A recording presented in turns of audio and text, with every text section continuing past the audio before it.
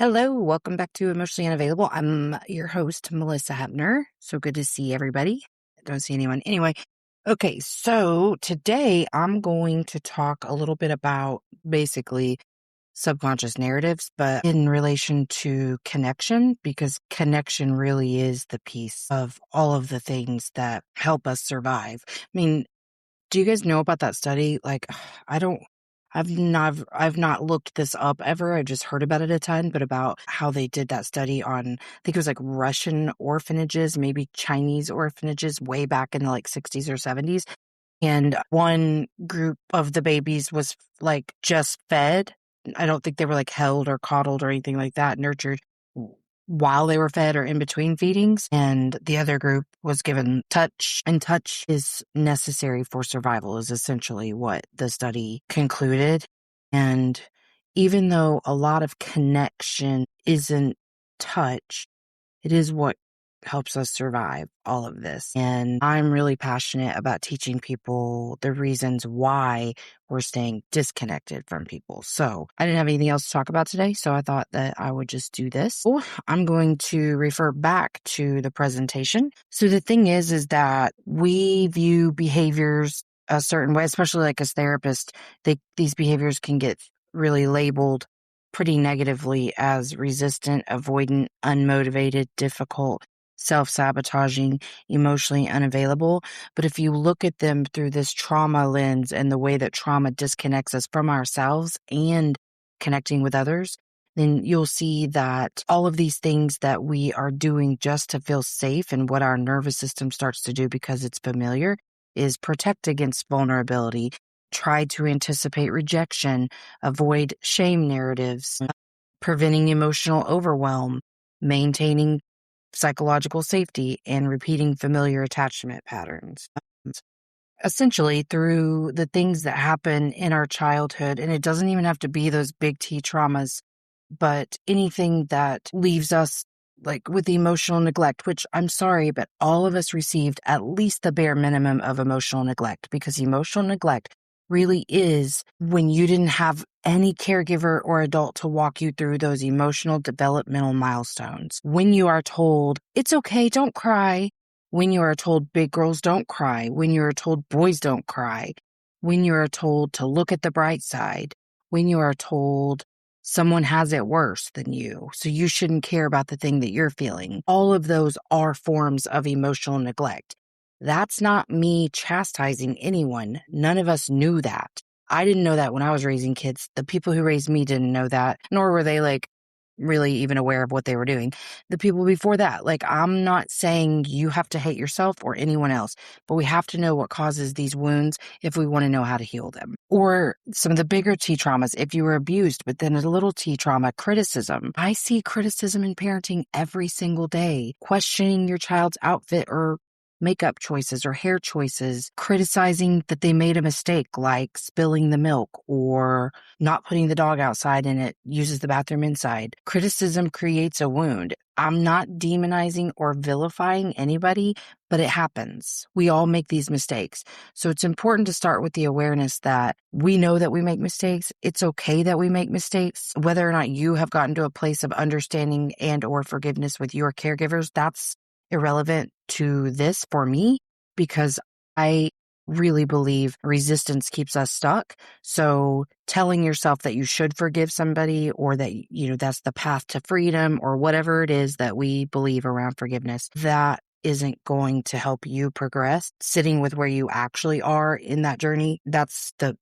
more important part, truly. So a smaller T trauma too is parentification. If you were an older sibling that provided a lot of the physical care for younger siblings, that is parentification. Or if you were fully responsible for yourself at a young age, cooking for yourself, cleaning up the house, also being responsible for your parents' feelings, like they used you as a therapist, those are things that result in wounding. So some of the core narratives that keep us from connection is people leave, my needs are too much, connection is dangerous, I'll be rejected, I can't trust others. And I want to add the caveat too, when we are saying my needs are too much, we also don't believe that we are enough. And so those are the filters that you start to see all relationships, all connection through. Really, every interaction that you have, work, personal, intimate, friendship, whatever it is, those are the filters that you're applying to your everyday life. And so, like when I was telling you guys about that conversation with my friend, he said that, and again, I think that he just said this because we were texting and I couldn't explain what I meant, but I said, those are the stories we write, but they can be rewritten. He said, can't rewrite history. The stories that are created, the narratives that are creative, the things that are the experiences that shape the way we see the world, the actual experience can't be rewritten, obviously. But what can be rewritten is the story that we told ourselves that experience meant about us. And that's truly what is happening, is that you experience something, rejection, abandonment, neglect, betrayal, abuse, and you make that mean something about you, specifically that you're too much or not enough, and that it's not safe for you to trust others. So that's really what I want people to start to be more aware of, is the fact that we all have these narratives and they aren't always super easy to pinpoint. I know that I have experiences where if somebody needs me just a little bit too much, I know that they're more of an anxious attacher and they message me a lot. And I know that they're going to get upset if I don't message them back quickly, things like that. I feel so much pressure around that. And then ultimately what it really triggers is that I'm not enough for that. I can't take care of all that. And that's okay, because it's okay for me to not feel like I have the capacity to be somebody's everything. But also that's not really, I'm aware of that. But what I feel inside is icky. And the fear is so real that it makes me feel sick, because I don't want to disappoint people. So the friends that I have that are easy breezy, it's okay if we just, touch base here and there if I don't respond. And honestly, none of this really applies to me post losing Jake, because I just can't care that much. But, it does happen on occasion where the fear of disappointing somebody becomes so real that it makes me sick. So the thing is that, if you remember that conversation with Dr. Shannon a few weeks ago about personality, most people through a personality test, Enneagram, any of those things, they kind of are aware of their patterns. They know they're a people pleaser. A lot of people can even identify that they're codependent now. I think through the rise of TikTok and other social medias, a lot of people know when they're anxious versus avoidant. The problem is that they're not always able to pinpoint it in real time, and they don't change it, right? They're oh, I'm codependent, as if it's just a brand on them that they can't change, as if it's static and fixed about them. And that's the thing that I really want people to understand, is it's not fixed. Any of these things can be changed. You don't have to continue to tell yourself those same old stories. So, why are these people doing the same exact thing over and over and over, right? So we're going to talk about how insight creates awareness, but safety is what creates change. So many people are trying to think their way out of problems, but the whole thing is about your nervous system and regulating that for safety, rewiring it for safety, because your nervous system was wired a long time ago with those stories, with the way that people interacted with you in early childhood. So Dr. James Cone did research on social baseline theory. I'm looking at my notes, and the research suggests that the human brain evolved expecting access to supportive relationships. So what that means is your brain was designed by whatever created all of us for connection and for support. There is a reason that those individuals that you see that received the least amount of support in their early childhood, early adolescence, that they become somebody who withdraws from connection and are more emotionally unavailable. I mean, let's see, what's an example? Well, I think if you were to look at the statistics on foster children alone, I'm not going to quote any statistics because it's been a long time since I've looked at any studies around that, but obviously children raised in foster care for any amount of time are at an increased risk for a lot of things.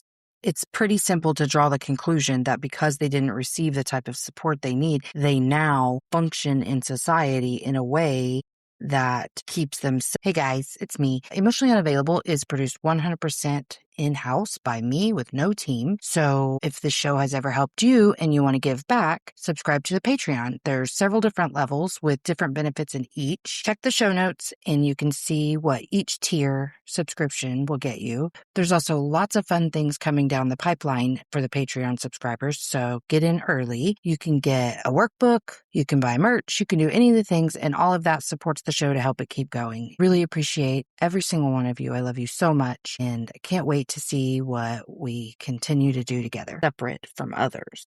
The reason you have diagnoses like oppositional defiant disorder and then conduct disorder and antisocial personality disorder essentially is because these humans were wired to believe they can't trust anyone, they can't depend on anyone. So they're not connecting through conversation and getting things out, which is the world's worst thing that you can do to yourself. And they're not relying on others for help. And we need people. We do. We need people. We need help. And there are lots of humans walking around super hyper independent and thinking they don't need anyone for anything. And that's why when you have a teenager with all those hormones and all of the fluctuations who's been wired to not connect with others because it doesn't feel safe, not to trust others because it doesn't feel safe, to not believe in themselves. They don't believe in themselves at all. You will see some of those conduct disorders, breaking and entering. What is that word? Like tagging, but what is that actual, like, you know what I'm talking about? Whenever, what is the word? Like destruction of private property, all of those things. If you look at behavior from that place, that this human really is just busting hell wide open to keep themselves separate from others because of a story that was written a long time ago, oftentimes not by the individual. It's just the way that the programming hit once they experienced the things that they experienced. That's why you see the things that you see. Your nervous system was never designed to do life alone. It just wasn't. So when you are a person who had to be a parent when you were a child, or constantly told that your experiences weren't important, that it wasn't okay for you to feel the things that you felt, your nervous system becomes wired for disconnection, which is a complete breakdown of the system. So if you think about your nervous system like the hardware of a computer, it's the central processing unit. And you imagine that central processing unit with a virus, that computer's not going to run the way in which it's intended, right? So what will that computer do? So that's the way that you have to think about it. And so that's what's happening when we experience things in childhood that don't create relational safety, and we believe that disconnection is the safety. Obviously, it's not what you believe logically. It's what your subconscious believes. Your subconscious is programmed from the second you're born. And most of us don't have access to that large of a percentage of our subconscious. Our subconscious is our autopilot. Excuse me. So it's running, it's doing the things that we do without even thinking about it. So if your autopilot has a virus, it's probably not going to act in your best interest, but it thinks that it does. It thinks it's running the right code. So what we're trying to do essentially is fix the code, fix the errors, remove the viruses. Even when you remove a virus from a central processing unit, you're still going to have those bugs pop up here and there, right? That's the idea here, is that healing these wounds is not about never being triggered again, never letting a story like that lead our experiences. It's about being aware and then continuing to change through safety, creating the safety within ourselves. So trauma creates distance because of attachment. Attachment is what happens in 0 to 3 typically, and however our needs were met in those years is how we attach, essentially. So attachment isn't just about feeling loved. It's not like, oh, my parents were present and so I know they love me, I love them, great, great, great. It's really about, that's the basis of whether or not connection feels safe for us. That's when we learn whether or not connection is safe. So it's things like, do people come when I need them? Am I too much? Am I worth staying for? Is it safe to need others? Those early experiences become templates that influence adult relationships. So yes, the things that happened in those early years of your life wrote a story that you have now reinforced over and over, because that story was the basis of all of those interactions that you experienced through childhood, early adolescence, late adolescence, early adulthood. Those stories are what ran your subconscious. Your brain must confirm those things as the truth all the time, all the time, all the time. So that's where I'm going to use the word self-sabotage because it's a familiar word and most people know what it means. But that is where we will not take the correct risks. Oftentimes, we will take the wrong risks. We will push people away. We will pull the wrong people closer, all to confirm the stories that were written, essentially 0 to 3 years of age. So last week I did a solo episode. Wait, was it last week? I think it was last week that I did the solo episode on, am I only worthy when I'm competent? Am I only worthy when I'm sacrificing my own needs? Am I only worthy when I'm pleasing others, when I'm expressing pain? Like, at what point is my voice worth listening to, right? And so that's how attachment works, is that, like, in my family, you had to earn the affection that you got. You had to be quote unquote smart, which didn't mean intelligent. It meant that you were willing to clean up the house without being asked, to be incredibly grateful at all times for anything that your caregiver did for you, that you were seen and not heard, and not seen also fine, that you kind of stayed where you needed to stay unless your presence was requested. And then at that time, you better perform in any way that was asked of you. So that was the stuff that earned love and belonging in my family. The kids who cried more than others were really rejected in my family. The kids who did anything considered socially unacceptable, pariah, even in our own family. And I just think that's so messed up, because I can see, though, where that really triggers your own fear just as a human. And especially, like, if you're raising children, like, being afraid that their behavior is going to rub off on your child. I don't think that it really works that way for most of those things. But I mean, I can understand. But I'm just saying, like, those were stories that were written for me, that I had to show up. So if you haven't heard of polyvagal theory, essentially they describe a process called neuroception, which is the nervous system's automatic detection of safety or danger before conscious thought occurs. So when we feel safe, our system feels more open to connection and healing and growth. But when danger is detected, a protective response takes over. So that's what neuroception is your nervous system constantly scanning for danger. It's also referred to as hypervigilance. And so it's a constant scan of your environment. And by your environment, it means like I try really hard not to do this anymore, but like, I try to be very conscious and aware when interacting with other people. But I really studied their facial expressions, their body language, their sounds that they made. And if it didn't sound exactly like my body registered approval, then I assumed that what I was saying wasn't being approved of. And that felt really dangerous to me. Disagreements of any kind really felt pretty unsafe. Again, when I say safe and unsafe, that is just your nervous system response. It's not a conscious thought. That's the whole point of all of this, is learning to be more in the conscious and not the subconscious, and rewiring our subconscious as much as possible so that when we are in the subconscious, it's not constantly going to those protective factors. So, like, have you ever met somebody who was just like really kind, but everything in your body made you want to like run away from them? To me, it's the same as sometimes when, and this is a tricky one, but sometimes when you're thinking of relationships with someone, like I know lots of people who say, if it was too easy, it wasn't for me. Like, if they liked me already, that put them 10 steps behind of any other person in line to date me or whatever, you know? And so I really think that that's part of it, is that if you were wired to believe you had to work and perform for love and belonging, it's going to be pretty hard for your nervous system to go, this person is kind to me.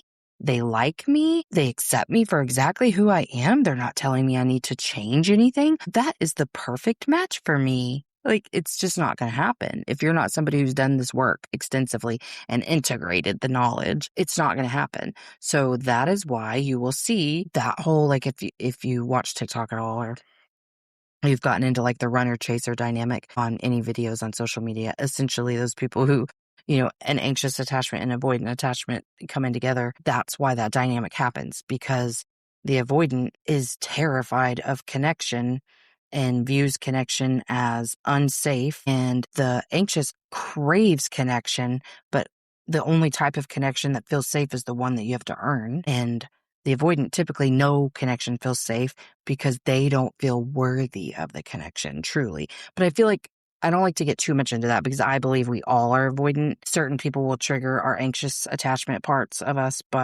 and some are more anxious. I was always the anxious attacher, even in friendships. But, that's the thing, is that I just think all of us are avoidant. So the hidden purpose of disconnection is, what if overthinking is protection? What if people pleasing is protection? What if emotional shutdown is protection?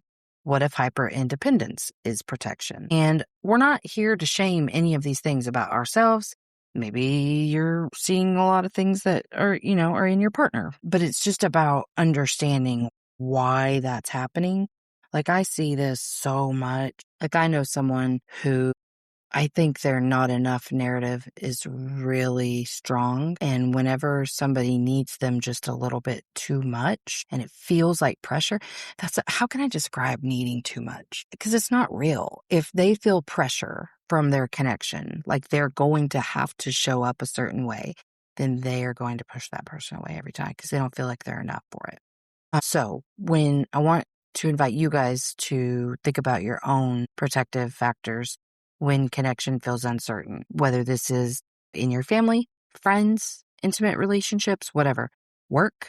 Okay, so when connection feels uncertain, do you chase? Think about that. If your friend or somebody, whoever, doesn't respond to a message or just isn't reaching out first, because that used to be my thing sometimes, does it make you double text? Like, I've seen this a lot on people talking about their dating site stuff.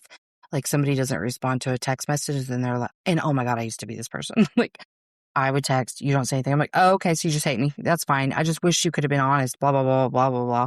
And they might have been busy. They might have been withdrawing from their own relational safety needs, but I was making it about me because that's what we all do. We project our own shit, right? Do you withdraw? Do you fix? Do you perform? Do you numb? I'm a bad number. I'll do some shit to numb.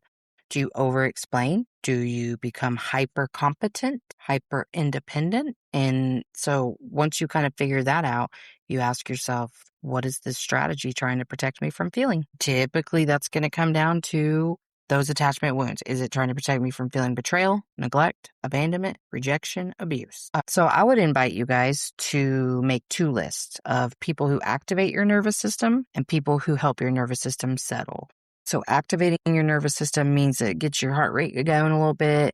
You're feeling a little bit anxious. So oftentimes family members can activate your nervous system through subtle criticisms, just those same old things that they've done to drive you crazy your whole life. That can activate your nervous system. For me, Brian is someone who can both activate my nervous system and help my nervous system settle.